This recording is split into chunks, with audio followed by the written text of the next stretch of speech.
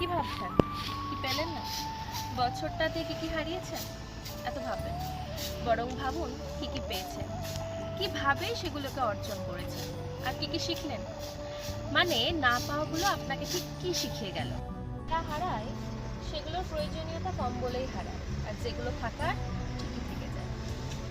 পুরোনো বছরকে যেমন বিদায় জানাতেই হবে, সেভাবেই না পাওয়াগুলোকে ভুলে যান দেখি।